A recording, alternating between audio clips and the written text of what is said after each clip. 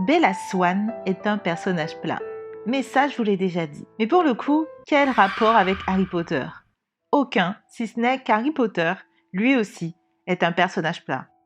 Par définition, un personnage plat est un personnage qui n'évolue pas, qui n'a pas de défaut et dont le but a été insufflé par l'intrigue elle-même. De mon point de vue, Harry n'existe que pour son rôle, celui de l'élu, le seul à pouvoir tuer l'ennemi de tous les sorciers réunis, celui dont on ne dit jamais le nom. Et pour le coup, c'est intéressant d'essayer d'observer pourquoi ça marche.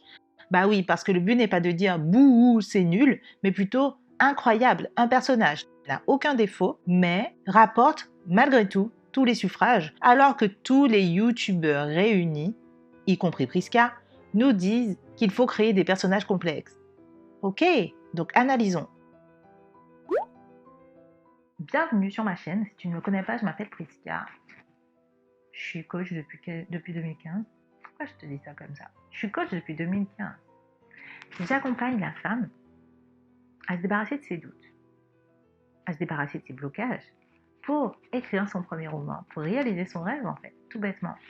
Donc, sache que souvent, j'offre des cadeaux à mes abonnés. Donc, que ce soit des kits d'écriture, des cahiers d'écriture, mes romans aventure Amazon, mais également des masterclass, également des places dans mes groupes de coaching continu. Donc reste à l'affût, mais surtout va regarder ce qui est en vigueur en ce moment. De mémoire, il s'agit du cahier d'exercices pour te permettre d'écrire des personnages inoubliables. Donc n'hésite pas à aller récupérer ce cahier en description et à t'abonner surtout, à activer les notifications parce que bien sûr, j'offre ces cadeaux à mes abonnés. Voilà. Donc commençons dans le vif du sujet. Je trouve que Bella est un pion. Dans Twilight, je trouve que Bella n'a pas véritablement de passé, ou plutôt, son passé n'a aucune conséquence dans son présent. Grosso modo, elle a quitté sa mère pour aller chez son père, certes, avec qui elle a des relations plus ou moins froides, mais il n'y a pas de complications au niveau de son caractère. C'est un personnage assez simple. On ne ressent pas de souffrance, on ne ressent pas non plus de mal-être dû à son passé. Son passé n'a aucune conséquence dans sa vie. Ce sont les autres personnages qui évoluent, ce sont les autres personnages qui sont complexes, qui sont beaucoup plus complets, avec une histoire qui détermine qui ils sont.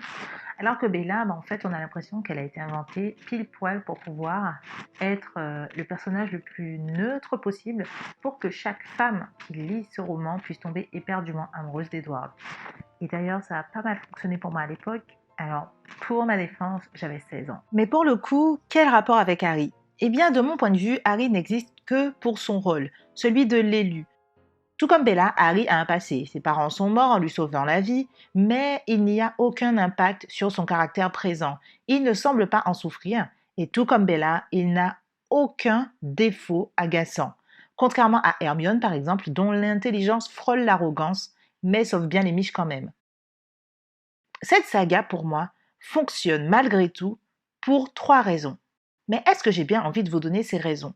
Je ne vais, je pense, dans cette vidéo, vous en donner qu'une. Les 2 autres, je les réserve pour ceux qui vont s'inscrire à ma masterclass 5 jours pour créer un personnage inoubliable. C'est une masterclass gratuite. Pendant ces 5 jours, tu vas apprendre 5 étapes qui te permettent d'écrire un personnage inoubliable. Mais pour revenir à Harry, je vais vous donner une des raisons pour laquelle ça marche. Et elle est vraiment toute bête. Donc pour moi, ce qui fait que ces romans fonctionnent malgré la platitude de leurs personnages, encore une fois, je ne sais pas si platitude c'est le mot correct, mais en tout cas, je l'utilise, voilà, j'ai décidé. Donc pour moi, ce qui fonctionne, c'est qu'il s'agit avant tout de personnages faisant partie de clans, entre guillemets. C'est un trio pour Harry Potter. Pour Bella, alors je ne sais pas combien de personnages il y a voilà. Mais en tout cas, elle n'est pas isolée. Tous les personnages participent à l'intrigue. Ce n'est pas juste un personnage isolé, c'est un clan. En tout cas, chez Bella, c'était un clan. Et Bella, son rôle, c'était de venir changer Edward, par exemple, qui considérait qu'il était maudit, blablabla, plein de trucs de bad boy esselé. Et du coup, en tombant amoureux de Bella, il s'est rendu compte qu'en fait, l'amour existait encore, qu'il pouvait être heureux malgré sa condition de vampire, etc. Et c'est pour moi à ça que servait Bella. Gillian, elle appelle ça un personnage robe de chambre. En gros, c'est un personnage duquel on peut facilement enfiler la tenue pour pouvoir vivre ces aventures. Grosso modo, je pense vous avoir dit 2-3 trucs quand même par rapport au personnage plat. Est-ce que c'est mal d'en utiliser? Non. Ça dépend de votre genre, ça dépend de ce que vous voulez écrire. Si vous voulez écrire du Game of Thrones, par exemple, bien que ça ait déjà été écrit, donc je vous déconseille d'écrire la même chose, mais utiliser des personnages plats pour faire un roman, une saga comme Game of Thrones, c'est compliqué, à moins que ce soit des personnages secondaires. Et même comme ça, si vous regardez bien Game of Thrones et sa réussite, vous vous rendez bien compte qu'absolument tous les personnages, même les plus secondaires, sont dimensionnés avec des caractères qui ont été conditionnés par leur passé, par leur vécu traumatique. So, il n'y a pas de règle en vrai, voilà. Vous faites ce que vous voulez. Maintenant, sachez ce que le personnage plat apporte et sachez ce que le personnage dimensionné apporte. Et décidez en fonction de votre histoire, en fonction de ce que vous avez envie de faire, en fonction de ce que vous avez déjà créé, ce que vous voulez faire avec vos personnages. Il n'y a aucun mal à créer un personnage plat.